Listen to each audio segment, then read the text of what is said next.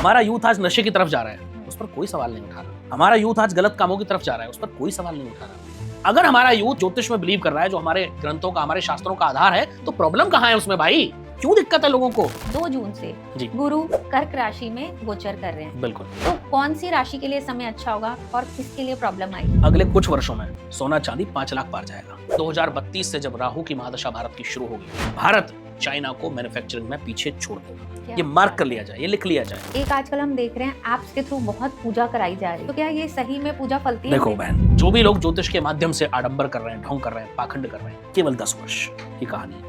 बहुत बुरा समय आने वाला है उनका।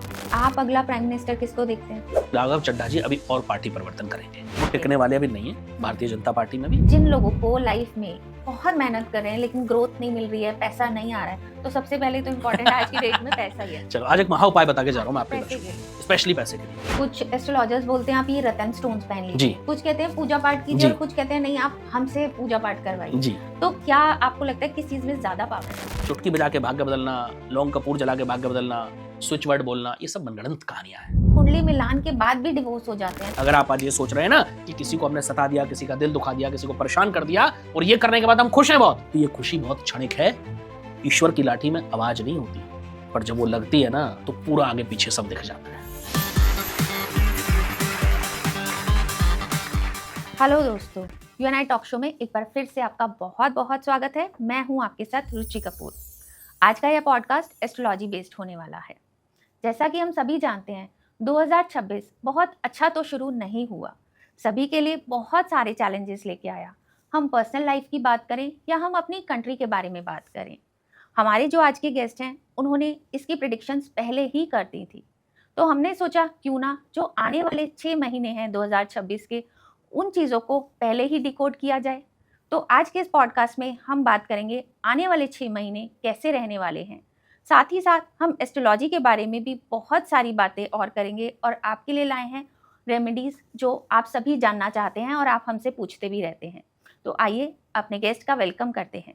Welcome to UNI talk show गुरु जी। बहुत बहुत आभार आपका और सभी दर्शकों को मेरा जय श्री राम। जी गुरु जी, जैसे हम जानते हैं कि एस्ट्रोलॉजी में मतलब आपकी प्रेडिक्शंस को कोई मात नहीं दे पाया और ये जितनी मैंने भी, क्षमा कीजिए मैं आपको बीच में इंटरप्ट कर रहा हूँ, जी लेकिन मैं ये कहूँगा कि ये मेरी कोई ताकत नहीं है, ये ज्योतिष साइंस की ताकत है। जी ये माँ सरस्वती की असीम कृपा है, ईश्वर का असीम आशीर्वाद है और मैं कहूँ कि मेरे पितरों का आशीर्वाद है, उससे ज़्यादा कुछ नहीं है। मेहनत सबकी होती है, जी इसमें कोई डाउट नहीं है। ज्योतिष एक इतनी वाइड साइंस है कि जहाँ मेहनत के बिना कुछ है ही नहीं। हर बिल्कुल दिन आप कुछ नया सीखते हैं, हर दिन एक नया चैलेंज आपके सामने होता है और हर दिन एक जगह ऐसी आती है जहाँ आपको लगता है कि आज भी सीखने की आवश्यकता है। जी इतनी बड़ी साइंस है, तो ये बिना माँ की कृपा के, बिना आपकी मेहनत के, बिना बुजुर्गों के आशीर्वाद के संभव नहीं है। नहीं है जी, बस यही आपकी बात बहुत अच्छी लगती है।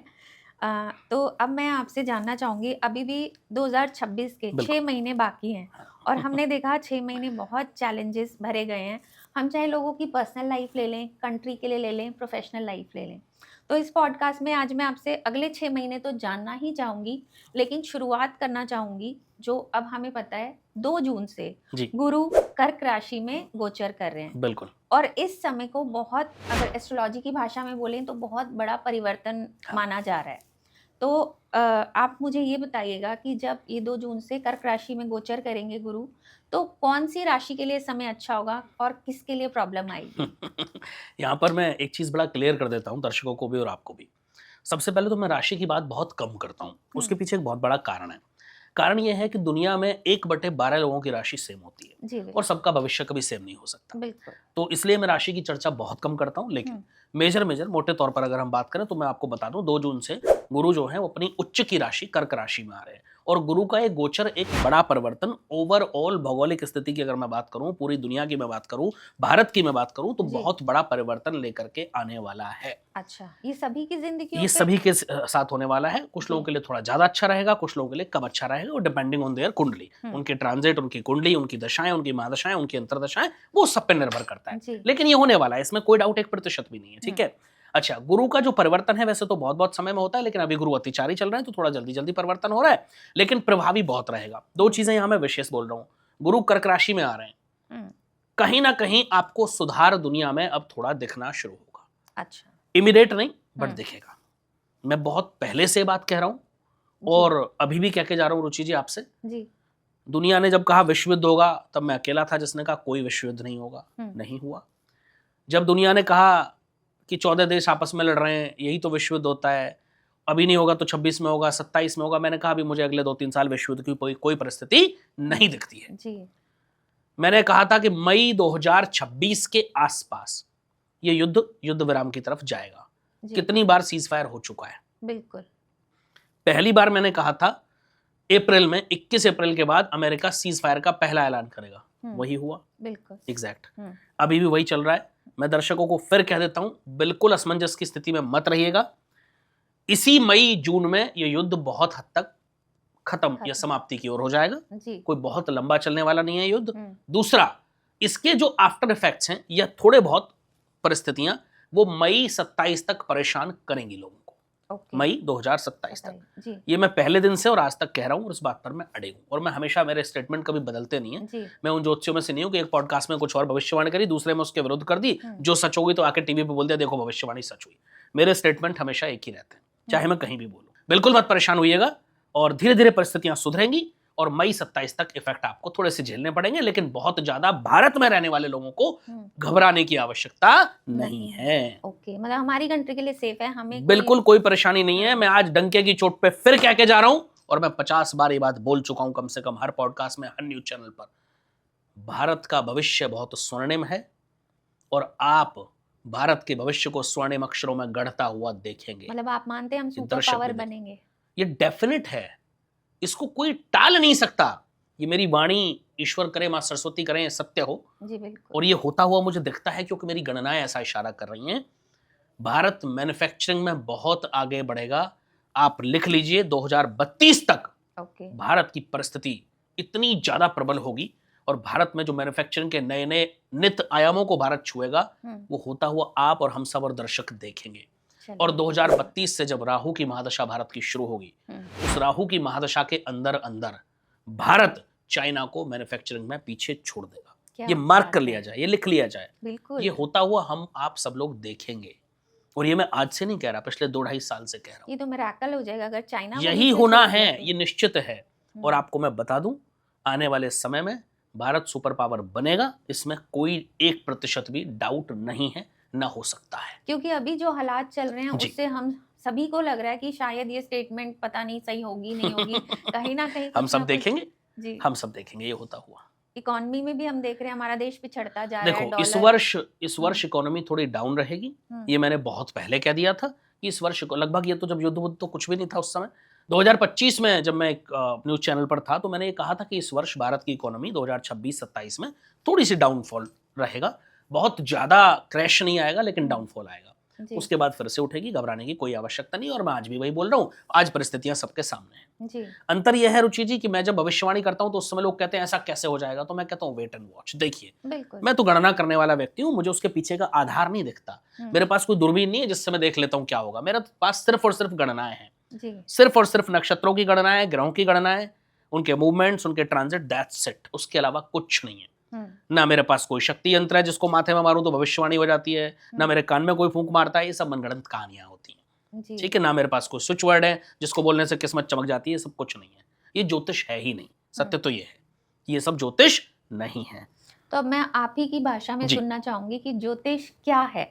ज्योतिष केवल और केवल मार्गदर्शन है, ये हमें समझना होगा। जिस दिन दर्शकों ने समझ लिया, जिस दिन हम सब ने समझ लिया, उस दिन हमारे जीवन में उद्धार होना निश्चित है। ज्योतिष केवल और केवल मार्गदर्शन है, कोई जादू नहीं है, कोई मिरेकल नहीं है, कोई भाग्य बदलने की विद्या नहीं है। मेरे पास जो भी लोग आते हैं, मैं दिन में कितनी कुंडलियां देखता हूँ, कितने लोग मेरे से मिलने आते हैं, और कौन कौन आते हैं मैं शायद नाम भी नहीं ले सकता, ठीक है। कौन नहीं आता मेरे पास, नाम लेना उचित नहीं होगा, ठीक है। बट मैं एक ही चीज हमेशा बोलता हूँ कि मेरे पास आइए तो ये सोच के कभी मत आइए कि आपका भाग्य पलटने आप जा रहे हैं। नहीं, मैं आपको रास्ता दिखा सकता हूं, उस रास्ते पर यदि आप चलेंगे तो आप अपना भाग्य खुद बदल सकते हैं।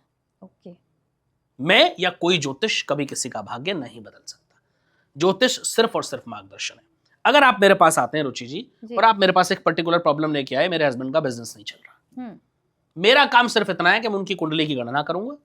मुझे अगर दिख रहा है कि अगले 6 महीने खराब है, तो मैं बोलूंगा भाई अगले 6 महीने कोई मेजर इन्वेस्टमेंट मत करना, क्योंकि समय खराब है, अभी लॉस में जाएगी चीजें। अच्छा, ठीक है। उसके बाद आप एक बार चीजों को आगे बढ़ाएं। और इस तरह से आपको आगे बढ़ना है। इन 6 महीनों में ये उपाय करेंगे तो नुकसान कम होंगे। ये मेरा कार्य है। ये मेरा कार्य नहीं है कि आप मेरे पास आए, बिजनेस नहीं चल रहा, मैं कहूं मैंने अब आशीर्वाद दे दिया, कल से आप करोड़पति बन जाओगे। ये सब मूर्खता है। क्योंकि कुछ एस्ट्रोलॉजर्स को सुना है, वो कहते हैं ये पूजा करा लीजिए, इतने लाखों की पूजा करा लीजिए तो आपके काम बन देखो, जाएंगे। पूजा पाठ का एक अपना महत्व है। पूजा पाठ का एक अपना महत्व है, मैं उसका खंडन नहीं कर सकता। वो तो हमारा आधार है, हमारी संस्कृति है, हमारा जो है परंपराएं हैं वो पूजा, तो हम उसको कैसे खंडन कर सकते हैं। लेकिन हमें यह भी देखना है कि उसके पीछे का आधार क्या है, क्या वो आपके लिए फेवरेबल है या नहीं है, क्या जिस ज्योतिष ने वो पूजा सजेस्ट करी है उसको इतना ज्ञान है या नहीं है। ये सबसे महत्वपूर्ण हो जाता है। हालांकि मैं हमेशा कहता हूं कि मैं अकेला ज्ञानी नहीं हूं, मेरे अलावा भी बहुत सारे विद्वान भारतवर्ष में मौजूद हैं जो बहुत लोग मुझसे भी ज्यादा ज्ञानी हो सकते हैं। मैं तो बहुत छोटा सा ज्योतिष का विद्यार्थी हूं, यही मेरी पहचान है, था और रहूंगा जीवन पर्यंत। इससे ज्यादा मेरी कोई पहचान भी नहीं है। लेकिन मैं ये फिर से कहता हूं कि ज्योतिष वही है जो आपको सही रास्ता दिखा दे, जो आपको सही मार्गदर्शन दे और जो आपकी सच्चाई आपके मुंह पर बयान कर दे। मेरे पास अभी कुछ दिन पहले एक केस आया, उन्होंने कहा गुरुजी ये मेरा बेटा है। मैंने उसकी कुंडली देखी, मैंने कहा बच्चा आपके हाथ से जा चुका है और ये वापस नहीं आएगा आपके हाथ में। अच्छा, मतलब तो वो रोने लग गई बेचारी। उन्होंने कहा बिल्कुल गुरुजी आपने सही कहा, ये बच्चा बहुत ज्यादा नशा करने लगा है, इसको हमने कनाडा पढ़ने भेजा था, वो वापस आ गया और वहां से नशा सीख के आया, पढ़ाई वढ़ाई तो छूट गई बीच में। गुरुजी कोई उपाय? मैंने कहा जी पॉसिबल नहीं है, नहीं सुधरेगा। अच्छा, जहां नहीं है वहां नहीं है। डॉक्टर का मतलब ये नहीं है कि वो आपको 100% लोगों को ठीक कर दिया, किसी की मौत ही ना हो। क्या ऐसा संभव है कभी? नहीं, बिल्कुल नहीं। डॉक्टर का काम है ट्रीटमेंट करना, आपको सही सलाह देना। कुछ केसेस ऐसे आते हैं जिनमें नहीं पॉसिबल होता, तो इसका मतलब मेडिकल साइंस तो गलत नहीं होगी। अब यहाँ लोग कहने लगते हैं फिर आपके पास आने का फायदा क्या हुआ? अरे तो ऐसे तो आप कल हॉस्पिटल गए, कोई आदमी मर गया, फिर कहोगे भाई इलाज कराने का फायदा क्या हुआ? तो मत जाओ, बड़ा सिंपल है, मैं तो सीधी बात करता हूँ। तो यही समझना है। मैंने उनको कहा कोई ऑप्शन नहीं है। उन्होंने कहा गुरुजी कुछ तो बताओ, फिर आपके पास क्यों आए हम? तो मैंने कहा बहन फिर आपको किसी फर्जी ज्योतिष के पास जाना चाहिए था, जो आपको मनगढ़ंत 2-4 कहानियां सुनाता, थोड़ी बहुत स्टोन भेज देता 2-4-6 लाख के, 2-4 चीजें और बता देता, आपको शांति हो जाती। होना तब भी कुछ नहीं है। मैंने कहा अगले 5 साल, इस वर्ष जो 5 वर्ष आने वाले इस बच्चे के बहुत ज्यादा खराब है। अगर ये निकल गए तो ठीक है, वरना इसको भूल जाओ आप। अच्छा, ये सत्य है। हालांकि उनको बुरा लगा, लेकिन वो मेरा कर्तव्य नहीं है किसी को खुश करना। मेरे पास अगर कोई व्यक्ति आ रहा है तो मेरा काम ये नहीं कि मैं उसको खुश करके भेजूं, नहीं, मेरा काम उसको सत्य बताना है ताकि उसकी आंखें खुल जाएं। जी। अगर आप मेरे पास आते हैं और आपने पूछा बिजनेस नहीं चल रहा और मैंने बता दिया 6 महीने नहीं चलेगा, तो कम से कम आप मेंटली प्रिपेयर हो गए, आप अपने खर्चे घटा लेंगे। हाँ। राइट। दूसरा, आप ज्यादा इन्वेस्टमेंट नहीं करेंगे। इसमें प्रॉफिट किसका हुआ, बेनिफिट किसका हुआ? आपका हुआ। वहीं अगर मैं आपको आगे झूठ बोल दूं कि अब मैंने आशीर्वाद दे दिया आप चल निकलेगा, और आपने जाके करोड़ रुपए बिजनेस में इन्वेस्ट कर दिए और वो डूब जाए, तो फिर क्या फायदा हुआ आपका ज्योतिष के पास जाने का? बिल्कुल। तो मैं हमेशा कहता हूं कि ज्योतिष से मीठी मीठी चिकनी चुपड़ी बातें सुनने मत जाओ भाई, ज्योतिष से सच सुनने जाओ, क्योंकि वो सत्य ही आपके जीवन को बदलने का आधार बनेगा। और आपका जीवन अगर बदला जा सकता है तो केवल सत्य से। सच। झूठ के सहारे न कभी किसी का जीवन बदला है, न बदला था, न बदलेगा। बिल्कुल ठीक बात है, बिल्कुल। इस बात से तो मैं पूरी तरह सहमत हूँ और एज अ ऑडियंस भी मैं कह सकती हूँ, एज अ व्यूअर, कि हम इसी उम्मीद से आते हैं किसी एस्ट्रोलॉजर के पास, जो आपने बात बताई है। बहुत बढ़िया। अब मैं जानना चाहूँगी, हमारी कंट्री के कुछ ऐसे पॉलिटिशियंस हैं जिनके लिए शायद 2026 से पहले का समय गोल्डन समय था, और अब वो इतना बुरा समय आ गया है कि वो जो बोला जाता है कि अर्श से फर्श पर, जैसे अभी हमने, पहले मैं बात करूंगी सबसे पहले राघव चड्ढा जी, जिन्हें यूथ बहुत पसंद करता था और वो यूथ के मुद्दे भी बहुत अच्छे उठाते थे। लेकिन सडनली अभी हमने देखा जैसे उन्होंने पार्टी चेंज की, उनकी किस्मत ही पलट गई और मिलियन ऑफ फॉलोअर्स उनके यूं ही निकल गए। तो अब आने वाला टाइम उनका आप कैसा देख रहे हैं? देखिए, राघव चड्ढा जी के विषय में जहां तक जो कुंडली मुझे उनकी मिल पाई इंटरनेट से, 1-2 लोगों से वेरीफाई भी मैंने करी चीजें, तो जो कुंडली उनकी मुझे मिल पाई उसके विषय पर अगर मैं बात करूं तो मैं आपको ये दावे के साथ कह रहा हूं कि राघव चड्ढा जी अभी और पार्टी परिवर्तन करेंगे। एक और अभी और करेंगे। अच्छा, वो टिकने वाले अभी नहीं है भारतीय जनता पार्टी में भी। ये मैं आपको आज बोल करके जा रहा हूँ। हो सकता है वो भविष्य में लेटर ऑन हो, मैं ये नहीं कह रहा कि अभी रिसेंट में होगा, लेकिन ये होना है। और कोई बहुत बड़ा उज्जवल भविष्य या कोई बहुत बड़े पद पर पहुंचना राजनीति में मुझे राघव चड्ढा जी कुंडली में नजर नहीं आता है। अच्छा, हो सकता है उनके प्रशंसकों को थोड़ा झटका लगे, लेकिन ये ज्योतिष की गणनाएं हैं, यहाँ तो सत्य ही सब कुछ होता है। बिल्कुल। तो कोई बहुत बड़ा पद मुझे नहीं दिखता है कि वो कोई किसी स्टेट के सीएम बन जाएं, पीएम बन जाएं, राष्ट्रपति बन जाएं, राज्यपाल बन जाएं, ऐसा कोई पद मुझे नहीं दिखता है। मतलब पॉलिटिक्स में ज्यादा अच्छा करियर नहीं है। हाँ, और मुझे तो ऐसा भी पता नहीं क्यों उनकी ग्रह गोचर जो इशारा कर रहे हैं, जो उनकी कुंडली में मैं देख रहा था, इनफैक्ट कल भी मैं उनकी कुंडली स्टडी कर रहा था, तो मुझे क्यों ऐसा लग रहा है कि वो विदेश में जाके सेटल हो जाएंगे। अच्छा, ऐसी ओके। मुझे स्ट्रॉन्ग फीलिंग जो उनकी कुंडली देख करके नजर आती है, ऐसा मुझे लगता है। बाकी तो भविष्य ईश्वर जाने क्या होगा, लेकिन जी। ऐसा मेरी गणना इशारा कर रही है। अगर थोड़ी सी उनकी पर्सनल लाइफ देखें तो पर्सनल लाइफ उनकी ठीक है, उसमें कोई प्रॉब्लम एज एफ नाउ नजर नहीं आती है। ओके, जी। ठीक है। एक अब हम अपने देश के प्राइम मिनिस्टर की बात ना करें, कैसे हो सकता है? बिल्कुल। उनके ऊपर बहुत प्रेडिक्शंस आई, जी। कुछ ने कहा कि वो अपना कार्यकाल ही पूरा नहीं कर ये पाएंगे। प्रोडक्शन 2013-14 में सबसे पहले मैंने ही करी थी। जी। तो आपके हिसाब से यही है कि वो पूरा करेंगे या नहीं? देखो 2014 में लगभग जब उनको प्राइम मिनिस्टर कैंडिडेट घोषित किया गया था, 13-14 की बात है, उस जी। समय की कुंडली मैंने बनाई थी हम्म, और मैंने उसी समय गणना करके बता दिया था कि मोदी जी देश के बहुत सफल प्रधानमंत्री रहेंगे, हम्म, 3 बार देश के प्रधानमंत्री रहेंगे और तीसरा कार्यकाल उनका पूरा नहीं नहीं होगा। होगा। और इस बात पर मैं आज भी अड़िग हूँ, ओके। हो ना हो हम्म, मेरी स्टेटमेंट्स नहीं बदलती हैं। जी। और मैं हमेशा कहता हूं कि मैं कोई गारंटी नहीं करता कि मेरी 100% भविष्यवाणियां सच हों, लेकिन मैं ये गारंटी करता हूं कि मेरी 95% से प्लस भविष्यवाणियां सत्यता की कसौटी पर 100% खरी उतरती हैं। क्यों? क्योंकि उसके पीछे महीनों की रिसर्च होती है, जी। महीनों की गणनाएं होती हैं। 2 दिन में बैठ करके 4 यूट्यूब वीडियो उसकी सुने, 4 उसकी सुने, 4 उसकी सुने, उसका कंक्लूजन निकाल के अपनी भविष्यवाणियां कर देना, ये मेरा आधार नहीं है, ना ये ज्योतिष है, बिल्कुल। ये सत्य है। तो अब आपके हिसाब से तो उनका कार्यकाल पूरा नहीं, और बिल्कुल नहीं होगा। और मैं बहुत बड़ी भविष्यवाणी करके जा रहा हूं आपके इस चैनल पे, शायद मुझे ऐसा लगता है कि मोदी जी देश के अगले राष्ट्रपति होंगे। अच्छा, क्या बात है। चलिए, पीएम ना से ही प्रेसिडेंट के रूप में देखेंगे। ठीक है। और उनकी हेल्थ के लिए, क्योंकि हेल्थ के लिए भी काफी कोई बहुत predictions मेजर आई हैं। समस्या नहीं है और वैसे भी मोदी जी अपनी सेहत का बहुत ध्यान रखते हैं। हम्म, मैं मिला नहीं पर्सनली उनसे, लेकिन जितना मैं सुनता रहता हूँ, न्यूज में देखता रहता हूँ, कोई बहुत बड़ी समस्या नहीं है, लेकिन थोड़ा ध्यान उनको हेल्थ का भी रखना पड़ेगा। थोड़ी परेशानियां आ सकती है, मेजर कुछ नहीं होगा। जी। जी। और आप अगला प्राइम मिनिस्टर किसको देखते हैं? हाँ, ये बड़ा टफ क्वेश्चन हो जाता है रुचि जी। जी। और वो टफ इसलिए कि या तो हमारे सामने, देखिए मैंने कहा ना ज्योतिष गणनाएं हैं, हम्म, आप मुझे एक व्यक्ति की कुंडली दे दीजिए, 2 व्यक्ति की, हम्म, 3 व्यक्ति की, 4 व्यक्ति, किसी की भी, हम्म, और आप मुझसे पूछें इन चारों में से कौन प्राइम मिनिस्टर बनेगा, हम्म, तो मेरे लिए बड़ा आसान हो जाएगा बताना। क्यों? जी। क्योंकि मैं रिसर्च कर पाऊंगा, उन पर गणनाएं कर पाऊंगा, और मैं चारों में से देख पाऊंगा कि मेरे पास डेटा है, मैं देख पाऊंगा कि भाई किसका स्ट्रॉन्ग योग है, तो मैं आपको 3 नाम दूं अभी? किसके ग्रह, मैं उसी पर आ रहा हूं, किसके अच्छा। ग्रह ज्यादा कंपेटेबल है। लेकिन अब भारतीय जनता पार्टी में क्या होता है, वहां एक अलग से एक नया नाम वो पिटारे में से लाते हैं जी। और सडनली अनाउंस सडन, करते हैं। हाँ।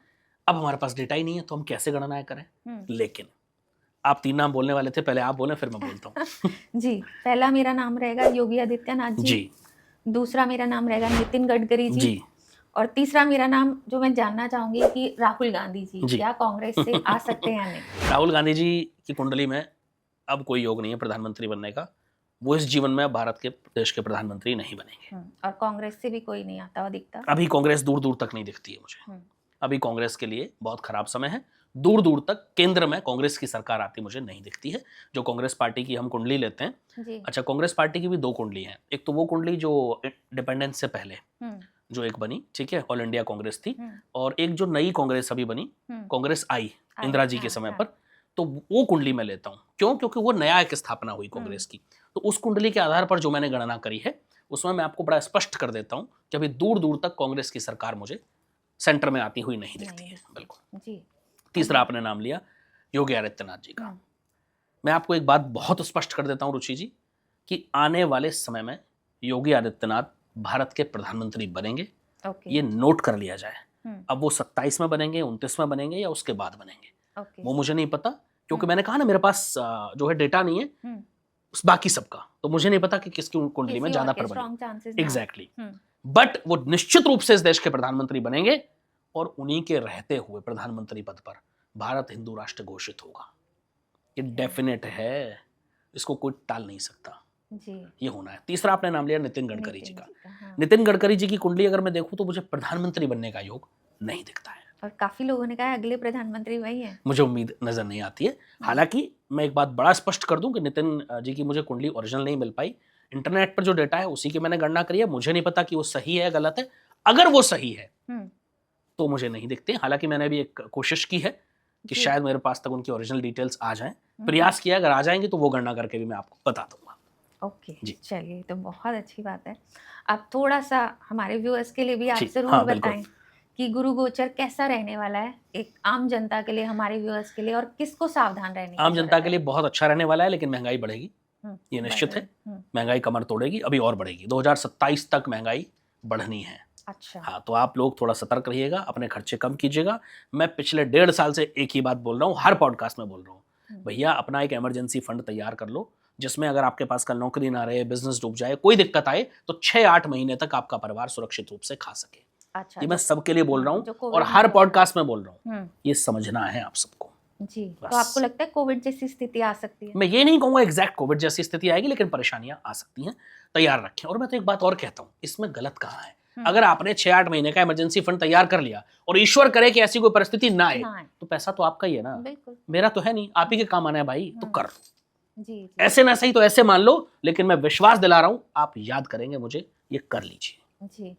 और क्या ये आपको लगता है ऐसा होता हुआ दिख रहा है कि बैंक्स में हमारा पैसा फंस सकता है, या बैंक से पैसा निकाल लिया जाए, सोना निकाल लिया जाए?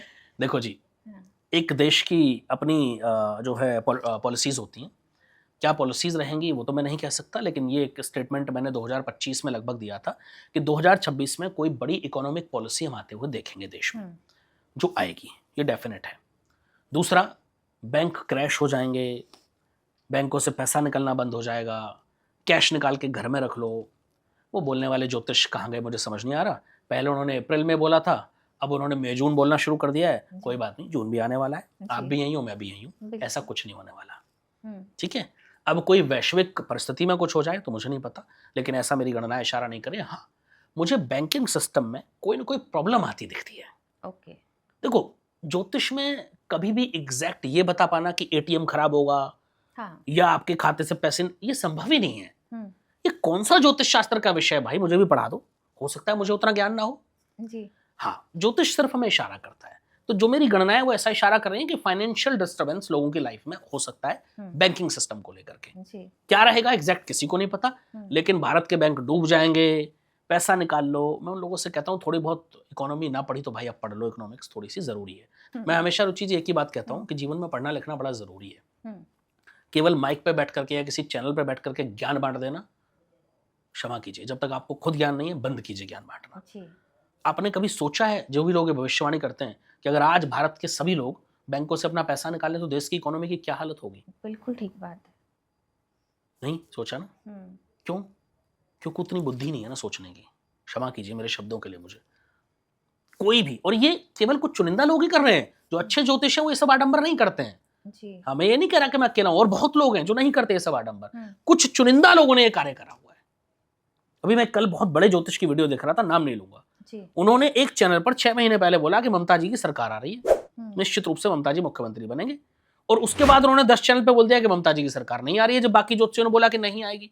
और उनकी दोनों वीडियो किसी ने एक जगह अटैच करके चलाई हुई थी, और जबकि उससे पहले मैं बड़ा नॉलेजेबल समझता था उनको। अच्छा। हाँ, लेकिन कल मेरे मन में शंका उत्पन्न हुई। और मैं ये नहीं कहता भाई अगर आपकी भविष्यवाणी गलत होगी तो उसका मतलब ये नहीं कि आपको ज्योतिष नहीं आती। गणनाएं हैं, किसी से भी गलत हो सकती हैं रुचि जी। आप किसी भी काम में, कोई भी व्यक्ति 100% परफेक्ट तो नहीं हो सकता ना। कितने केसेस हम पढ़ते हैं अखबार में, डॉक्टर ने सर्जरी करी, कैंची अंदर छूट गई, धागा छूट गया, और वो जानबूझ के छोड़ा उसने, या हम ये कहें उसको सर्जरी करनी नहीं आती। नहीं, गलती किसी से भी हो सकती है, हम सब इंसान हैं, ठीक है। तो फॉल्ट होना, अगर आपकी भविष्यवाणी सत्य नहीं भी हो तो उसको स्वीकार कीजिए ना। प्रॉब्लम कहाँ है? नीतीश कुमार जब मुख्यमंत्री बने तो मुझसे पूछा गया लोगों ने कि आप तो कह रहे थे नहीं बनेंगे। मैंने कहा मैं आज भी कह रहा हूं इनकी कुंडली में मुख्यमंत्री बनने का योग नहीं है, देखते जाइए। क्या हुआ?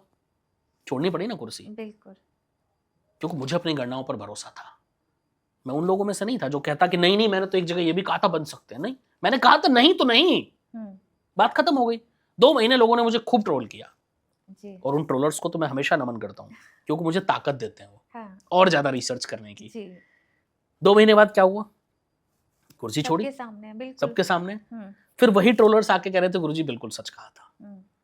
मैंने कहा ना मुझे योग ही नहीं दिखता उनकी कुंडली में आगे जी। अब वो एक्सीडेंटल कोई छोटा मोटा, देखो महीने 2 महीने प्लस माइनस हो सकते हैं भाई, हम भी इंसान हैं, हम भी गणनाएं करते हैं रुचि जी। तो गणनाओं में थोड़ा बहुत इधर उधर हो सकता है, मेजर चेंज नहीं होता है, ये डेफिनेट है। और मैं हमेशा कह रहा हूं कोई भी ज्योतिष अगर उसकी 90% भविष्यवाणियां सच हो रही हैं तो वो रियल में नॉलेजेबल है, चाहे वो कोई भी व्यक्ति हो। 10% भविष्यवाणियां किसी की भी गलत हो सकती हैं, गलती किसी भी इंसान से हो सकती है। बिल्कुल ठीक बात है जी। जो गुरु ग्रह गोचर हो रहा है, इसका गोल्ड पे क्या इम्पैक्ट है? 100% सोने के दाम बढ़ेंगे। अच्छा, क्योंकि अभी तो बहुत फ्लक्चुएट कर रहा है। देखो फ्लक्चुएशन तो बनी रहेगी मार्केट में अभी, और 2026 पूरा ही फ्लक्चुएशन का साल है, लेकिन निश्चित रूप से सोने के रेट बढ़ने वाले हैं। ओके। ये मैं बहुत लोगों से कह चुका हूँ हम्म। कि अगले कुछ वर्षों में सोना चांदी 5 लाख पार जाएगा। अच्छा। ये मैं बहुत लोगों से बोल चुका हूँ हम्म। ऑलरेडी, अगले कुछ वर्षों में। मतलब और ये 3, 4, होना है। 5 साल में हाँ, हम और देख ये सकते होना हैं। है, ये डेफिनेट है, इसमें कोई डाउट 1% भी नहीं है। ये होता हुआ आप और हम सब देखेंगे, और इसी वर्ष में आप सोने के रेट में काफी वृद्धि देखेंगे। जी, जी। अभी 1.5 लाख तो हो ही चुका है। हाँ, 1.5 लाख तो काफी समय से चल रहा जी, है। वही जी, फ्लक्चुएट हो रहा है ना, 5-10 बिल्कुल। हज़ार ऊपर नीचे, हाँ, तो हम इसको 2 लाख देख इस सकते पर भी हैं। बड़ा ट्रोल किया लोगों ने मुझे। जब मैंने ये लगभग नवंबर 2025 में कहा था, जब लोगों ने मेरे से प्रश्न पूछा कि सोने का क्या चल रहा है, तो मैंने कहा लगभग मार्च अप्रैल के आसपास 2026 में मुझे सोना 1.5 लाख के आसपास घूमता हुआ दिखता है, जी, जो मेरी गणनाएं इशारा कर रही हैं। अब सोना सडनली उस टाइम 190 तो 180 हाँ, टच कर गया। जी, अब लोगों ने फिर ट्रोल करना शुरू किया। क्या हुआ एंड रिजल्ट? 8-1.5 है। तो मैं जी, यही कहता हूँ, बस यही ताकत है ज्योतिष की। और मैं हमेशा कहता हूँ रुचि जी, डंके की चोट पर कहता हूँ, अगर किसी को गणनाएं करनी आती हैं तो दुनिया की एकमात्र साइंस है जो किसी का भविष्य बता सकती है। सच बाकी बात। दुनिया में कोई और साइंस नहीं है, लेकिन उस व्यक्ति को वो साइंस पढ़नी आती हो, वो गणनाएं करनी आती हो। बिना गणनाओं के केवल हवा हवाई बातें करना, ये सब मूर्खता का विषय है बिल्कुल। मेरी समझ में जितना आता है। जी, तो जितनी मुझे समझ है, जितना मैंने गुरु कृपा से सीखा है, जितना ईश्वर कृपा से सीखा है, और उस हिसाब से मैं ये कह सकता हूँ, लगभग 12 वर्ष की उम्र से ज्योतिष सीख रहा हूँ रुचि जी में। जी, ज्योतिष इतना वाइड सब्जेक्ट है कि जीवन निकल जाता है सीखने के लिए। 12 वर्ष की उम्र में जब बच्चे खिलौने से खेल रहे होते थे, मेरे साथ वाले बच्चे, मैं उस समय शास्त्र पढ़ रहा होता था। और आपकी जानकारी के लिए बता दूं बड़ी अच्छी बात, मेरे खानदान में दूर से दूर तक कोई ज्योतिष नहीं है। अच्छा, जी, ना खानदान में ना रिश्तेदारी में, मैं अच्छा, अकेला हूँ। जी, और ये भविष्यवाणी कि मैं ज्योतिष बनूंगा, ये जब मैं 1.5 साल का था तब कर दी गई थी। अच्छा, ओके, ये स्टोरी में कई पॉडकास्ट में बता भी चुका हूँ। हाँ, हाँ, एक पंडित जी थे, ज़्यादा डिटेल में नहीं बताऊंगा, तो उनसे कुंडली बनवाई थी मेरे जो बाबा थे उन्होंने। तो उन्होंने कहा था आप किसकी कुंडली दिखा रहे हो? ये दुनिया की कुंडली देखेगा एक दिन। क्या बात ये है। तब जब मैं 1.5 या 2 साल का था तब ये बात बोल दी गई थी। ये ज्योतिष की ताकत है और मैंने उसी सिद्धांत को हमेशा फॉलो किया है। उनसे मेरा सौभाग्य रहा कि जिन्होंने भविष्यवाणी करी उनसे ही मेरे जीवन की ज्योतिष सीखने की शुरुआत भी हुई।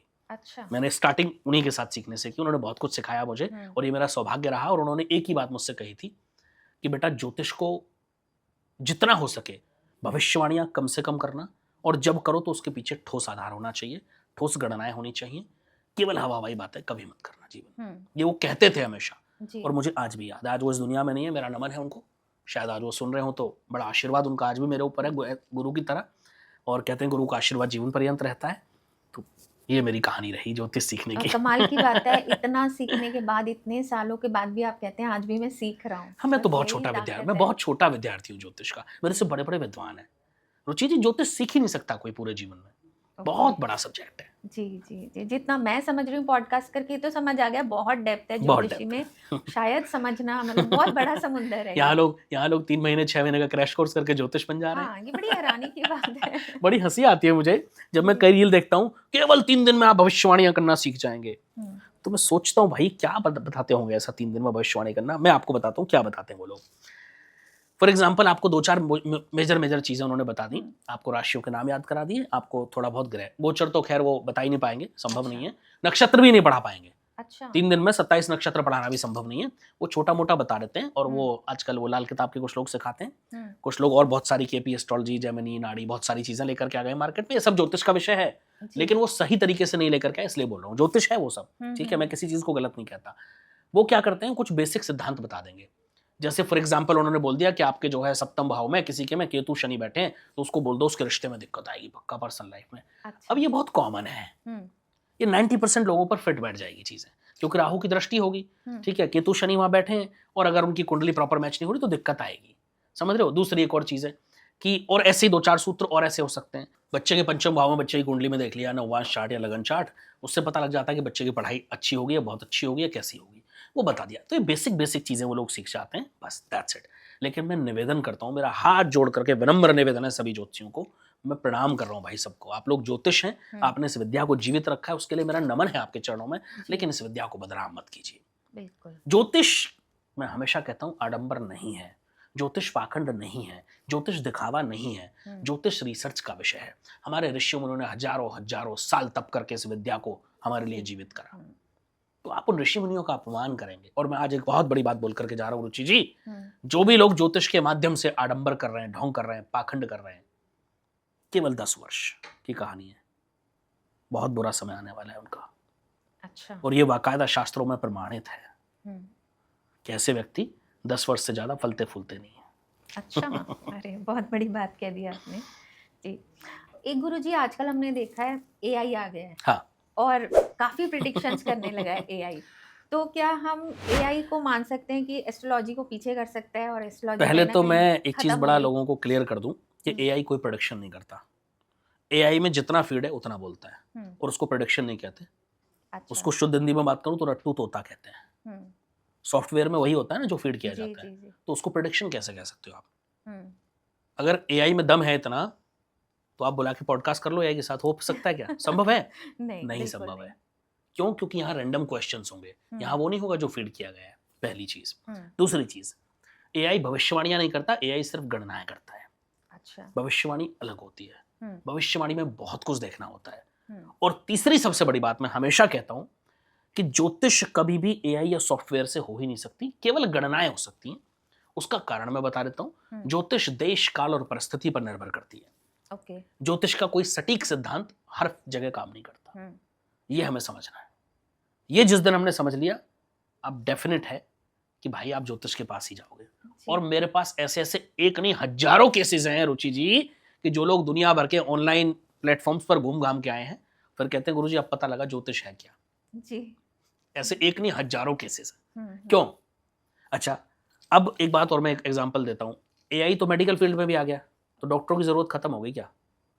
नहीं हुई ना। लेकिन रोबोटिक सर्जरीज आ गई हैं, रोबोटिक बट सर्जरी भी डॉक्टर की हेल्प से ही डॉक्टर होती है। की, हाँ, वो भी तो मैं हमेशा कहता हूं, जब कंप्यूटर आया तब लोगों ने कहा अब कंप्यूटर आ गया, अब लोगों को नौकरी खत्म हो जाएगी, हम्म, अब कोई काम सब कंप्यूटर करेगा। मुझे याद है जब मैं 9th क्लास में था, तो पहली बार मेरे स्कूल में कंप्यूटर आया। हम्म, उससे पहले कंप्यूटर देखा नहीं था जी हमने। जी और उसको एकदम ढक के रखा जाता था दुल्हन की तरह, क्षमा कीजिएगा, हाँ, ठीक है, बड़ा एकदम डेकोरेट करके, और एक अलग कंप्यूटर लैब बनाई गई। जी। और उसमें कोई स्लीपर वगैरह पहन के भी नहीं जा सकते थे हम लोग, शूज हम्म, वूज भी, कि धूल लग जाएगी तो खराब हो जाएगा। तो जो हमारे गुरुजी थे जो कंप्यूटर पढ़ाते थे, हमें गुरुजी बोलते थे उनको, हम्म, तो वो कहते थे कि ये कंप्यूटर है और ये सिर्फ खाना नहीं खाता, बाकी सब करता है। हम्म, तो हमें भी लगता था पता नहीं क्या भाई चीज़ क्या है, कमाल की क्या चीज है। हुआ आ गया मार्केट में। हाँ, खैर 9th निकल गया, 10th निकल गया, लेकिन हमें कंप्यूटर के दर्शन नहीं हो पाए थे, ठीक है। अच्छा। हाँ, इतना ज़्यादा उसको ढक के रखा जाता था सीक्रेट। अब खैर जो भी है, लेकिन उस समय लोगों ने कहा अब कंप्यूटर सब कुछ खत्म कर देगा, कुछ हुआ? आज उसी कंप्यूटर को बनाने के लिए हार्डवेयर वालों की आवश्यकता है, उन लोगों को नौकरी मिली, रोजगार मिला। सॉफ्टवेयर वालों की आवश्यकता है, ठीक है। कितने सारे लोगों का जीवन केवल उस कंप्यूटर की वजह से चल रहा है। आज जितने इंडिया में बीपीओ या कॉल सेंटर चल रहे हैं, जो आउटसोर्सिंग यूनिट चल रही हैं, वो किससे चल रही है? कंप्यूटर से। जी। आज जितनी हम ऑनलाइन शॉपिंग करते हैं, किसके माध्यम से हो रही है? कंप्यूटर, online यानी computer, सॉफ्टवेयर, ऐप, software, सब कुछ एक ही चीज है। हम्म, तो क्या इससे नौकरियां खत्म हुई या बढ़ी? बढ़ी, बढ़ गई। ठीक है। अगर कंप्यूटर ना होता, सॉफ्टवेयर्स ना होते, तो क्या जो आज आउटसोर्सिंग यूनिट या बीपीओ कॉल सेंटर इंडिया में चल रहे हैं वो चल पाते? नहीं, नहीं चल बिल्कुल पाते। तो रोजगार बढ़ता? नहीं बढ़ता।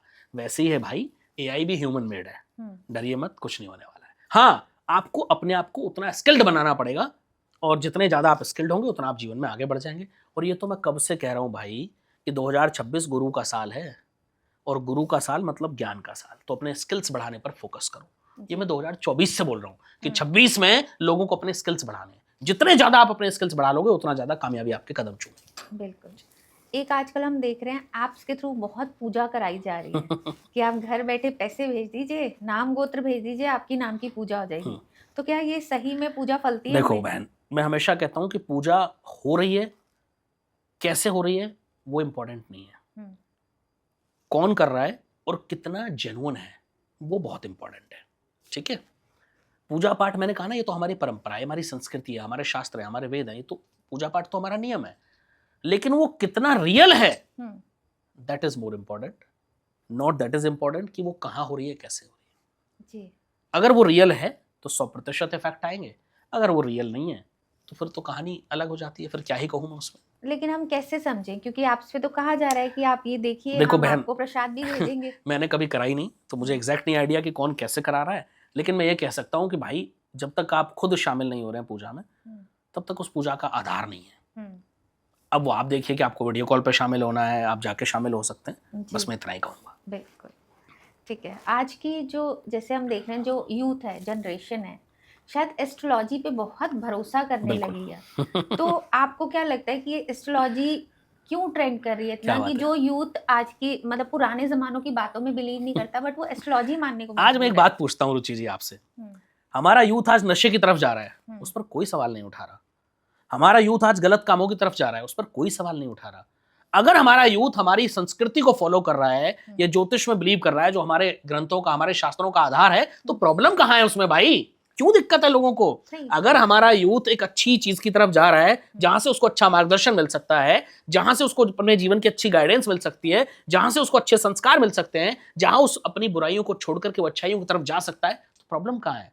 जाइए, मैं स्वागत करता हूं सब यूथ्स का और सब लोगों का जो मोटिवेट कर रहे हैं। और मैंने हमेशा कहा था, ये मैं आपसे नहीं कह रहा, बहुत टाइम से कह रहा हूं, भाई शनि इस समय मीन राशि में चल रहे हैं अच्छा। और मीन राशि राशि चक्र की अंतिम राशि है। जून 2027 में शनि मेष राशि में आ जाएंगे।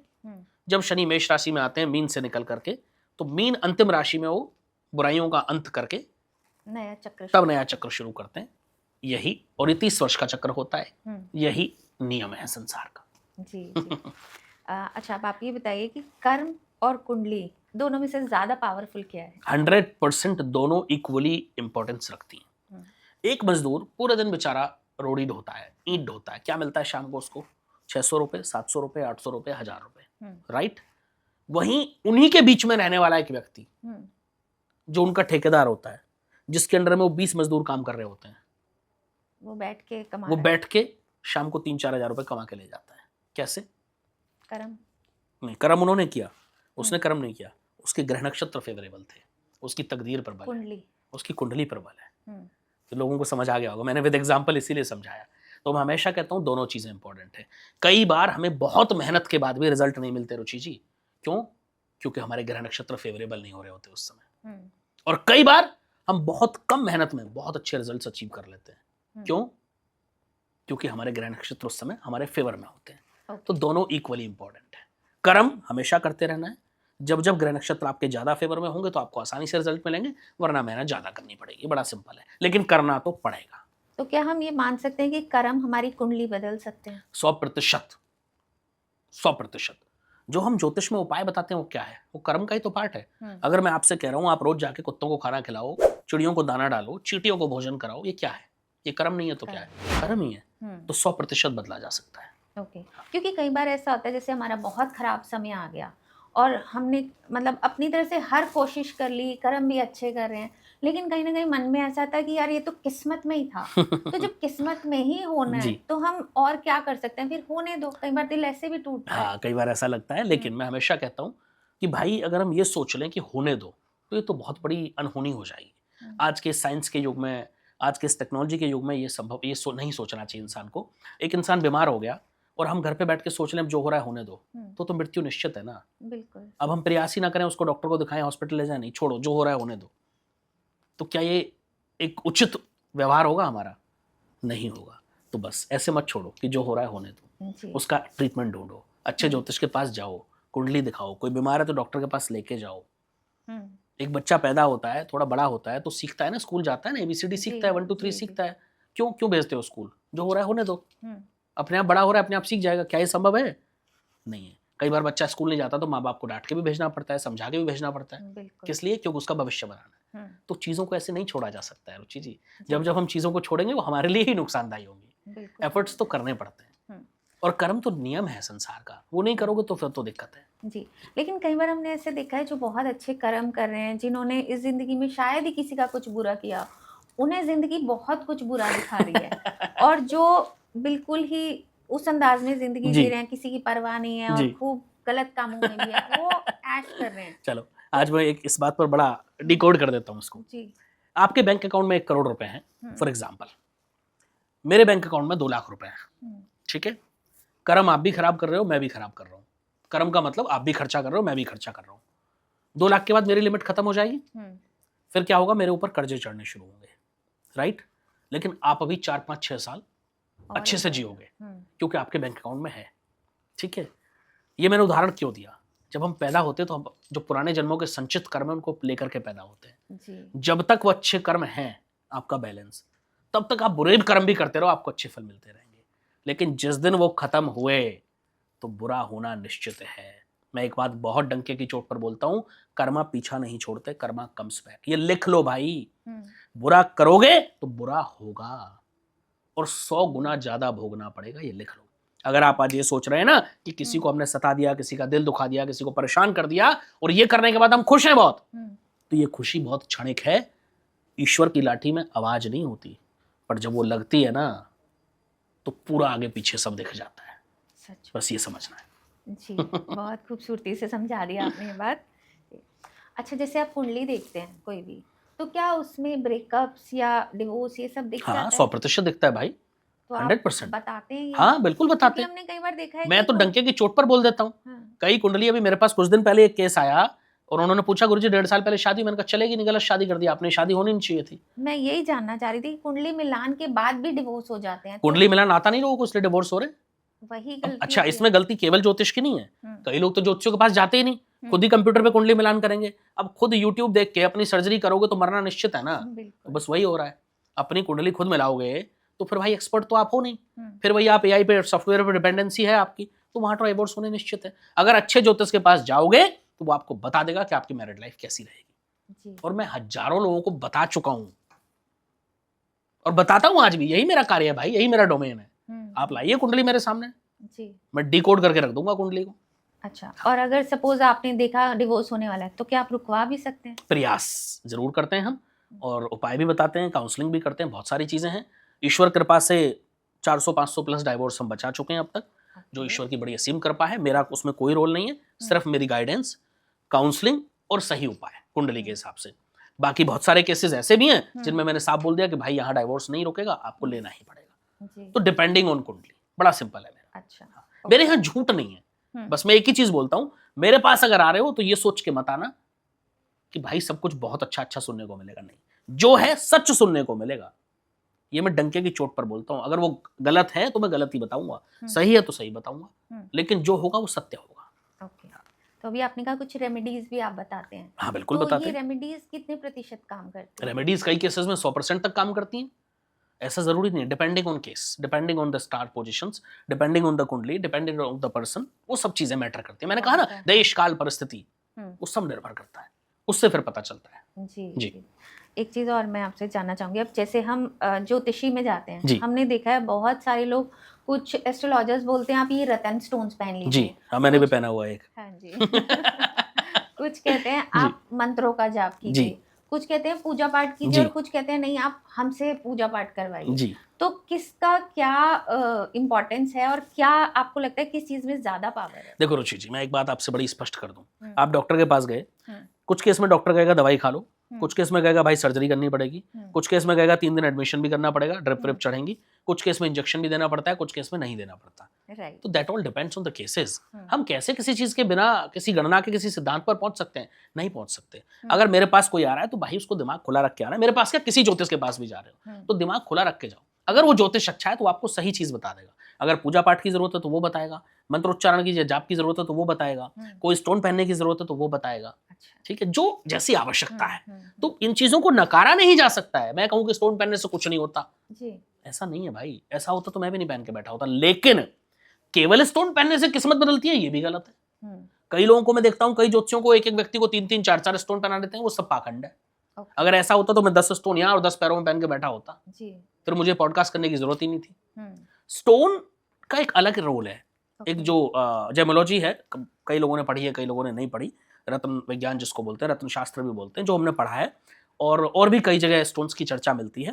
तो वहां जब हम पढ़ते हैं तो ये बड़ा स्पष्ट है कि ये उस ग्रह को पावर देने के लिए स्टोन हम पहनाते हैं, बस। ओके, फॉर एग्जाम्पल, ये मैंने पहना हुआ है, अभी के परिप्रेक्ष्य में मुझे शुक्र की पावर की थोड़ी जरूरत है, जैसी मेरी कुंडली है। ठीक है, जी, हालांकि मैंने आज तक अपनी कुंडली नहीं देखी, जो मेरे गुरुदेव आदेश करते हैं मैं मान लेता हूँ। ठीक है जी, ठीक है, उनका आदेश था तो मैंने पहन लिया। हम्म, अभी के परिप्रेक्ष्य में, इससे पहले जीवन में मैंने कभी कोई स्टोन नहीं पहना, ये पिछले 6 महीने से पहना। उससे पहले मैंने कोई स्टोन नहीं पहना अपने जीवन में, जी, कभी भी। क्यों नहीं पहना? फेम तो मेरे पास उससे पहले भी थी, नेम भी था ईश्वर कृपा से, सब कुछ था। ठीक है, लेकिन जरूरत नहीं थी मुझे। तो केवल स्टोन पहनने से किस्मत बदलेगी, ये गलत धारणा है। लेकिन स्टोन बिल्कुल नहीं पहनने चाहिए, ये भी गलत है। हाँ, आउट ऑफ 1000 केसेस कोई एक आध केस ऐसा आता है जहां मैं स्टोन बताता हूँ। अच्छा, 99% केसेस में मैं हमेशा कहता हूं कि भाई उपाय वो जो आपको ईश्वर से जोड़े, जो आपको आपकी आस्था से जोड़े, आपको भगवान से जोड़े, वो उपाय होते हैं। चुटकी बजा के भाग्य बदलना, लौंग कपूर जला के भाग्य बदलना, स्विच वर्ड बोलना, ये सब मनगढ़ंत कहानियां हैं, इसके अलावा कुछ नहीं है, क्योंकि इनका शास्त्रीय प्रमाण नहीं है। लेकिन ये जहाँ तक मैंने सुना जी। है, मुझे नहीं पता कितना जी। सही है कि नहीं, आप जी। बताइए कि जो ये स्विच वर्ड्स होते हैं, जी, ये कुछ हमारे वैदिक शास्त्रों में भी लिखे कहाँ लिखे हैं मुझे बताओ, अब कोई बताए ना मुझे। मैंने भी सोशल मीडिया के थ्रू सुना है, मैंने हाँ, कहा आप सोशल बताइए। मीडिया पर तो क्या क्या परोसा जा रहा है आपको पता ही है, ठीक है, लेकिन मुझे बताओ ना कौन से शास्त्र में लिखे हैं, मैं भी पढ़ लूं, हो सकता है मुझे जानकारी ना हो। ओके। मैं तो चैलेंज कर रहा हूँ सारे ज्योतिषियों को, जो भी स्विच वर्ड वाले हैं, जरा हम्म। मुझे भी बता दो भाई कहाँ लिखा है। समझ हाँ, गए। अब आप वैदिक मंत्रों को स्विच वर्ड बोलना शुरू कर दें तो ये तो फिर मेरे हाथ में नहीं है। वैदिक अच्छा। मंत्र तो वैदिक मंत्र ही रहेंगे। जी अब जी। आप उसको स्विच वर्ड बोलने लगे तो उसमें मैं कुछ नहीं कर सकता, हम्म। मेरे लिए वो वैदिक मंत्र है। ओके। बाकी स्विच वर्ड का कहीं कोई वर्णन किसी शास्त्र में नहीं, नहीं है। अच्छा। जितना मैंने पढ़ा है। हम्म। अब मेरी नॉलेज से परे कुछ है तो मैं स्वागत करता हूँ, आइए मुझे भी बताइए भाई, मैं भी सीख लूंगा। और आजकल तो ये भी कहा जा रहा है, ग्रीन पेन से ऐसे लिखिए, यहाँ लिखिए, वहाँ लिखिए, दर्द ठीक हो जाएंगे, पैसा आ जाएगा। बंद कर दो ना इन इतने बातों सारे में है हॉस्पिटल जो सच्चाई? खुले हुए हैं, जब सारे दर्द का इलाज ग्रीन पेन से लिखने से हो जाएगा हाँ। तो फिर क्या जरूरत है, इतने बड़े बड़े एमबीबीएस एमडी कॉलेज खुले हुए हैं, आपका बेटा भी एमबीबीएस कर रहा है, ये बेटी। हाँ बिटिया आपकी हाँ कर रही जी। है, ठीक है, और मेरी शुभकामनाएं उसके साथ है, जी। लेकिन फिर क्यों एमबीबीएस कराना है बहन, फिर तो एक ग्रीन पेन दे दो उसको, वही लिख के लोगों का इलाज कर देगी। क्या ये प्रैक्टिकली संभव है? नहीं। नहीं है। आई थिंक लोगों को जवाब मिल गया होगा और आपको भी मिल गया। ये बिल्कुल। सब चीजें निराधार है। हम्म। कहाँ गए थे सब लोग जब अटल जी को ऑपरेशन कराने घुटने का, अमेरिका जाना पड़ा और उसके बाद भी पूरे जीवन वो घुटने से परेशान रहे, क्यों उनके घुटने पर किसी ने ये नंबर नहीं लिखवा दिए थे? बताइए कहाँ थे लोग? जी। कोई नहीं था उस समय, क्योंकि ऐसा कुछ होता ही नहीं है, ये सिर्फ मन का वहम है। एक केस मेरे पास आया, हंसी आएगी आपको सुन करके। तो उसने कहा गुरुजी मेरे घुटने में दर्द था और किसी ने उसको कोई नंबर बताया, मुझे नंबर याद नहीं, मैं एग्जाम्पल बता रहा हूँ, फॉर एग्जाम्पल 4 और 2 या 2-4 कुछ बताया। तो उस व्यक्ति ने, उसकी वाइफ ने उसको कहा कि मैंने वो रील देखी और आपके घुटने में दर्द है, आप ये नंबर लिख लो। उसको बताया उसकी वाइफ ने कि 4 और 2 लिखना है, उसने गलती से वो 2 और 4 लिख दिया। अच्छा। ठीक है, बाय द वे 2-3 दिन में उसका घुटने का दर्द ठीक हो गया। अच्छा। अब उसको लगा ये तो कमाल की रेमेडी है भाई। हाँ। जब उसकी बीवी ने पूछा कि आपने क्या लिखा था, उसने कहा मैंने तो 2 और 4 लिखा था। उसने कहा नहीं मैंने तो 4 और 2 बताया था। तो फिर समझ में आया कि नहीं, घुटने का दर्द तो वैसे ही ठीक हो गया हो, उससे कोई संबंध ही नहीं था। तो बस ये इतनी ही कहानी है। कई बार होता है ना कि हमारे घुटने में कोई चोट हो और पुरवाई हवा चल रही हो, पुरवाई हवा लोग समझते होंगे जो पूर्व की तरफ से चलने वाली हवाएं हैं, पूर्व दिशा की तरफ से, उनको पुरवाई हवा बोलते हैं। और कोई पुरानी चोट हो तो उसमें दर्द होता है जब पुरवाई हवा चलती है, ये हमारे बुजुर्ग कहते थे और ये हमने फील भी किया है। ठीक है, तो कई बार ऐसे ही होता है, आपको पेन हुआ, आपने लिखा, 2 दिन बाद पुरवाई हवा चलनी बंद हुई, आपको दर्द खत्म हो गया, आपने कहा अरे वाह ये तो ग्रीन पेन से लिखने से ठीक। अरे नहीं भाई, उसका ट्रीटमेंट कराओ। मैं हमेशा कहता हूं अगर आप बीमार हो तो सबसे पहले डॉक्टर के पास जाओ, किसी ज्योतिष के पास मत जाना। आप जाओगे तो अपनी जान खतरे में डाल रहे हो। ज्योतिष के उपाय मेडिकल साइंस के साथ करो तो आपको जल्दी रिजल्ट मिल सकते हैं बस। लेकिन ट्रीटमेंट कौन करेगा? वो डॉक्टर ही करेगा। किसी ज्योतिष का कार्य ट्रीटमेंट करना नहीं है। मैंने सुना था कि 18, जो हमारे बड़े बुजुर्ग कहते थे, 18 साल से पहले बच्चे की कुंडली नहीं दिखानी। ऐसा नहीं है, मैं कहता हूँ 7 वर्ष के बाद आप दिखा सकते हैं। क्यों? क्योंकि हमें बच्चे का करियर डिसाइड करना है बहन। 18 के बाद आप समझिए रुचि जी, उस बच्चे का करियर में हम कोई हेल्प नहीं कर पाएंगे। फॉर एग्जाम्पल आप मेरे पास कुंडली लेके आए 18 के बाद, तब तक वो बच्चा लगभग 12th कर चुका होगा फॉर एग्जाम्पल। ठीक है, बिल्कुल कॉलेज में आ गया होगा और उस बच्चे को मुझे लग रहा है कि फाइनेंस सेक्टर में जाना बहुत अच्छा था, लेकिन आपने भेज दिया टेक्निकल में या मेडिकल में, तो क्या होगा? उस बच्चे को जीवन में दिक्कतें आएंगी। तो इसलिए 7 वर्ष के बाद, 6 वर्ष के बाद लगभग आप कुंडली दिखा सकते हो। 7 वर्ष से पहले मैं कहता हूँ मत दिखाइए, वो मैं भी कहता हूँ कि 7 वर्ष तक उस बच्चे को अपनी जिंदगी जीने दो, उसके बाद आप किसी अच्छे ज्योतिष के पास जाओ। और उसमें भी कई लोग मेरे पास आते हैं, बच्चा 7 साल का है, बिटिया 7 साल की है, बेटा 7 साल का है, गुरुजी शादी कब होगी, कैसी रहेगी? अरे मैं कहता हूँ भाई पढ़ा लिखा लो, करियर तो देख लो। पहला जो क्वेश्चन होना चाहिए पढ़ाई कैसे सुधारें, बच्चा कितना कामयाब हो, उसके लिए हम क्या कर सकते हैं। अगर आपका बच्चा कामयाब हो गया, अच्छा पढ़ गया, तो शादी वादी ये सब तो छोटी चीजें हैं, अपने आप हो जाएंगी भाई। तो कई लोग ऐसे भी आते हैं, मैं फिर रिक्वेस्ट करता हूँ कि भाई क्षमा करो, इस बच्चे के ऊपर थोड़ी दया दृष्टि रखो, अभी शादी नहीं करनी, पहले इसका करियर बनाते हैं। जी, जी। ये समझाना पड़ता है लोगों को। मेरा यही क्वेश्चन था कि क्या हमें उनके करियर के लिए कुंडली दिखा लेनी चाहिए? 100% दिखा लेनी चाहिए और उसके अकॉर्डिंग ही आगे हमें मूव बहुत हेल्प मिल जाती है, बहुत हेल्प। तो गुरुजी, जैसे हम जानते हैं आप रेमेडीज भी बताते हैं हमारे व्यूअर्स के लिए, और उनको करके हमारे व्यूअर्स को बहुत फ़ायदा हुआ है, जितना मैंने सुना है व्यूअर्स के थ्रू या कमेंट सेक्शन में मैंने पढ़े हैं। मेरे साथ तो आपका पहला पॉडकास्ट है, बट जो मैंने लोगों के भी पढ़े हैं कमेंट सेक्शन, बहुत आपके लिए प्रेज किया लोगों ने। तो मैं भी आपसे वही जानना चाहूँगी कि जैसे जिन लोगों को लाइफ में बहुत मेहनत कर रहे हैं लेकिन ग्रोथ नहीं मिल रही है, पैसा नहीं आ रहा है, तो सबसे पहले तो इम्पोर्टेंट आज की डेट में पैसा ही है। चलो आज एक महा उपाय बता के जा रहा हूँ मैं आपके पैसे के लिए, स्पेशली पैसे के लिए। अपने घर की साउथ की डायरेक्शन में, ध्यान देना, अपने घर की साउथ की डायरेक्शन में एक दीपक रोज शाम को सरसों के तेल का जलाना शुरू कर दो अपने घर में, अच्छा, संध्या के समय पे। साउथ कुछ कोई भी हो बस साउथ, दैट्स ओके। इट। देखो आम आदमी के लिए ना संभव नहीं है हाँ, S1 इतनी S2 S3 डायरेक्शन S4 निकाल S5, सके। समझो बिल्कुल, हाँ, आम आदमी के लिए संभव नहीं है, तो मैं बहुत आसान बता रहा हूँ। हम्म, अपने घर की साउथ डायरेक्शन में एक दीपक हाँ, रोज जलाना शुरू कर दो। हम्म, मैं कह रहा हूँ कुछ ही महीनों में किस्मत पलटते हुए देखोगे।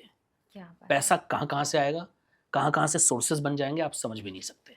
ओके, चलिए भाई मैं प्लीज। हाँ, शुद्ध और आसान शब्दों में कहूँ हाँ, तो पैसा आने से कोई रोक नहीं सकता, फिर आपकी तरक्की के मार्ग प्रशस्त हो जाएंगे।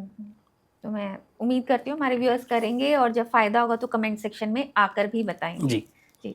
अगला है, कुछ लोगों को हमने देखा है या हम अपनी भी बात करें, छोटे मोटे हेल्थ इश्यूज लगे रहते हैं और कई बार बेमतलब में ही बैठे बैठे हेल्थ इश्यूज आते हैं, तो कुछ ऐसी रेमेडीज हैं जो एक मेजर के लिए तो मैं भी कहूँगी डॉक्टर को दिखाइए, बिल्कुल हॉस्पिटल बिल्कुल जाइए, बिल्कुल। बट हम थोड़ा सा हेल्दी रहें। मैं कह रहा हूँ दवाई डॉक्टर से लेके आना, लेकिन उसके साथ जो मैं बता रहा हूँ फॉलो कर लेना।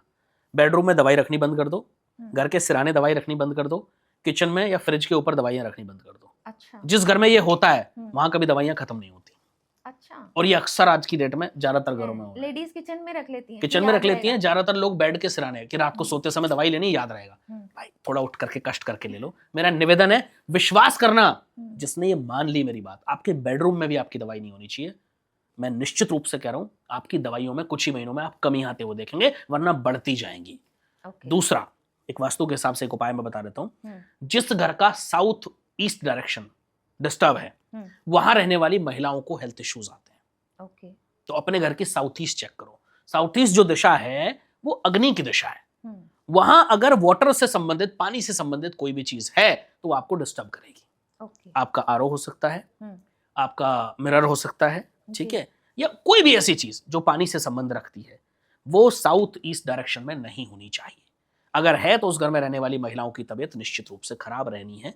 किसी अच्छे वास्तु वाले को दिखा के आप दिखा लो, उसका ट्रीटमेंट कराओ, बेहतर रहेगा। अच्छा, ओके। जैसे हमने देखा है कुछ घरों में बहुत लड़ाई झगड़े रहते हैं, बाहर कपल रहता है तो फिर भी ठीक रहता है, लेकिन घर आते ही लड़ाई झगड़े मन मुटाव शुरू हो जाता है। आपके घर में यदि नॉर्थ ईस्ट में बेडरूम है और उसमें कपल सो रहा है तो लड़ाई झगड़े जिंदगी में खत्म नहीं होंगे। अच्छा, आपके घर में नॉर्थ ईस्ट डायरेक्शन में यदि न्यूली मैरिड कपल या एक नॉर्मल एज वाले कपल भी सो रहे हैं तो लड़ाई झगड़े कभी खत्म नहीं होंगे। नॉर्थ ईस्ट में यदि आपका बेडरूम है तो उसको किस लिए इस्तेमाल करना चाहिए? वहां आपके बच्चे पढ़ाई करें, वहां आपके बच्चे सो सकते हैं, छोटे बच्चे हों, या फिर मैं कहता हूं जो 70+ एज के बुजुर्ग हैं वो वहां सो सकते हैं। क्योंकि नॉर्थ ईस्ट जो डायरेक्शन है ना वो सात्विक डायरेक्शन है जी, और सात्विक डायरेक्शन में अगर नया न्यूली मैरिड कपल कोई भी सोएगा तो निश्चित है कि उसके रिश्तों में तनाव आएगा, उसकी हेल्थ इश्यूज आएंगे उसको, और लड़ाई झगड़े डेफिनेट है कि होने ही होने। अच्छा, तो ये सब लोग बंद कर दो। अगर ऐसा है दिक्कतें ज्यादा आएंगी आपको। अगर 1% वो बेडरूम आप नहीं चेंज कर सकते, कोई ऑप्शन नहीं है, तो उसके लिए एक छोटा उपाय बता के जा रहा हूं। 50 ग्राम फिटकरी के टुकड़े छोटे छोटे, 50 ग्राम नमक के टुकड़े छोटे छोटे, जो रॉक सॉल्ट आता है, खड़ा सॉल्ट, ठीक है, साबुत नमक जिसको बोलते हैं, उसके टुकड़े किसी एक बड़े से बॉल में रख के, लगभग इतना बड़ा बॉल होना चाहिए जिसमें 1 लीटर 1.5 लीटर का बॉल, कांच का होना चाहिए, उसमें भर के आप अपने बेडरूम में कहीं भी बेड के नीचे या कहीं भी रख दो, और हर 10 से 15 दिन में उसको उठाओ, किसी बहते हुए गंदे नाले में प्रवाह कर दो और दूसरा रखो भर के उसी कटोरी में साफ करके। ये नियमित करते रहना तो वहां जो वास्तु के नेगेटिव इंपैक्ट है वो कम हो जाएंगे और आपके लड़ाई झगड़े घटेंगे। बस मैं इतना कह सकता हूँ। ठीक है। एक हमने देखा है बच्चे आजकल फोन में बहुत एडिक्शन बढ़ती जा रही है, हो गया बच्चों को, तो उनका पढ़ाई में फोकस बना रहे, उसके लिए भी कुछ कर सकते हैं? आपका बच्चा सबसे पहले तो ध्यान दो, जब पढ़ाई कर रहा है तो प्रॉपर चेयर और टेबल पर बैठ के पढ़ाई करे, जिस बेड पर सोता है उस पर बैठकर पढ़ाई ना करे जी। दूसरा, जो टेबल है उसके जो कॉर्नर्स हैं वो शार्प नहीं होने चाहिए। ये कॉर्नर देख रहे हैं आप, ये शार्प है, ये हल्के से अगर राउंड होते ऐसे, जैसे ये वाला कॉर्नर है राउंड जी, जब जब आपका बच्चा कॉर्नर वाली टेबल पर बैठकर पढ़ाई करेगा जिसके कॉर्नर शार्प होंगे, आपके बच्चे का कंसंट्रेशन खराब होगा। बट जनरली हम लोगों के घरों में तो यही तो होता है। कुछ नहीं करना, कारपेंटर बुलाओ, उसको हल्का सा घिसवा के राउंड करा दो। अच्छा। आप देखना आपके बच्चे की पढ़ाई इंप्रूव होनी शुरू हो जाएगी। कितना आसान उपाय है। करना शुरू करो, और इन सब चीजों को अनुभव किया। ये सब चीजें मैं एक दिन में नहीं कह रहा हूँ, ये मैंने लोगों को कराए हैं उपाय और उनको लाभ हुए, तब जाकर के मैं बोलता हूँ। बिल्कुल, ये तो कमाल की बात है। छोटी छोटी चीजें हैं जो हमें पता ही नहीं है और हम कर, यही छोटी छोटी गलतियां ही हमारे जीवन में डिस्टर्बेंस लाती। जी। गुरुजी, कोई ऐसा मंत्र जो हम पूजा करते टाइम डेली हम बोलें और हमें एक पीस का अनुभव हो, शांति मिले, थोड़ा मतलब ओवरऑल सारी चीजें पॉजिटिव रहें? मैं तो कहता हूं अगर आप कोई मंत्र नहीं बोल सकते तो केवल एक मंत्र, राम राम और राम। इससे बड़ा मंत्र कोई नहीं है। मेरी जहां तक समझ है ये महामंत्र है। आप राम राम बोलते हैं, प्रभु श्री राम तो खुश होते ही हैं, साथ में हनुमान जी बड़े प्रसन्न होते हैं। और हनुमान जी साक्षात अजर और अमर हैं, आज भी पृथ्वी पर विचरण करते हैं। तो हनुमान जी की कृपा अगर हो जाएगी तो राम जी की कृपा अपने आप हो जाएगी भाई। ये बोलना शुरू कर दो, जीवन सुधर जाएगा। ओके। एक हमने देखा है जैसे घर के बाहर कहा जाता है स्वास्तिक बनाइए रोली से। हाँ। तो उसमें आजकल कलर भी आ गए हैं, आप लाल ऐसा नहीं, कोई कलर नहीं है। मैं सबसे आसान बता रहा हूँ, स्वास्तिक घर के बाहर जरूर बनाना चाहिए। अगर आपके घर के मेन गेट पर स्वास्तिक बना है तो आपके घर के आधे से ज्यादा नेगेटिविटी खत्म हो जाती है। एंटर नहीं करती नेगेटिविटी, वास्तु दोष कम हो जाते हैं। उसका सबसे अच्छा तरीका मैं बता रहा हूँ, आप थोड़ा सा केसर ले लो और थोड़ा सा गंगा जल, ठीक है, ये आप मिक्स कर लो और इससे आप स्वास्तिक बना दो। अच्छा, दैट्स इट। कुछ नहीं करना, महीने में एक बार उसको दोबारा से बना दो, क्योंकि थोड़ा सा फेड हो जाता है या छूट जाता है। तो उसमें रोली मिला सकते हैं? जरूरत ही नहीं है, क्योंकि केसर का वो कलर उतना नहीं आता। मैं कह रहा हूँ आवश्यकता ही नहीं है। अच्छा, छोड़ दो, ओके। जीवन पलट जाएगा। आप देखना, आपके घर से नेगेटिविटी छोड़ के भागने को मजबूर हो जाएगी। आपकी परेशानियां आपके सामने घुटने टेक देंगी अगर आपने ये कर लिया। गुरुजी, आज आपसे बात करके बहुत ही मुझे पॉजिटिव वाइब्स आई और एक अलग ही कॉन्फिडेंस एस्ट्रोलॉजी के लिए भी आया। बट चलते चलते मैं चाहूंगी कोई एक मैजिकल रेमेडी या मैजिकल मंत्र जो आपकी तरफ से हमारे व्यूअर्स के लिए। क्या बात है, मैजिकल उपाय की आप बात कर रहे हैं। एक बहुत बड़ा मैजिकल उपाय मैं बता के जा रहा हूँ आज। जिसने कर लिया समझ लो कि उसके वारे न्यारे होने निश्चित हैं। कर्म अच्छे रखो, ये तो मैं हमेशा ही कहता हूँ। इसके साथ साथ ये उपाय कर लेना। भगवान शिव की एक तस्वीर जिसमें वो स्वयं माँ अन्नपूर्णा से भिक्षा मांग रहे हैं, और ये इंटरनेट पर मिल जाएगी आपको। वहां से प्रिंट निकाल लो, उसको फ्रेम करा लो, अपने किचन के ऊपर मेन गेट पर बाहर की साइड लगा दो। आपके जीवन में कभी धन धान्य की कमी हो ही नहीं सकती है। अच्छा, ये कर लेना, निश्चित रूप से बदलाव देखोगे। क्या बात है जी, बहुत बहुत धन्यवाद आज आपका इस पॉडकास्ट में आने के लिए और इतनी खूबसूरत बातें बताने। बहुत आभार आपका इनवाइट करने के लिए, और सभी दर्शकों को मेरा जय श्री राम। आई होप हमारे व्यूअर्स को आज का पॉडकास्ट बहुत अच्छा लगा होगा। अगर आपको आज का पॉडकास्ट अच्छा लगा है और हम कहीं भी किसी तरीके से आपकी ज़िंदगी में कुछ ऐड हमने किया है तो प्लीज़ हमें कमेंट सेक्शन में आके बताइए आपको क्या अच्छा लगा और आगे आप हमसे और क्या उम्मीद करते हैं कि हम एक नई चीज़ आपके लिए लेकर आएँ। तब तक के लिए थैंक यू वेरी मच और मिलते हैं जल्दी ही एक नए पॉडकास्ट में।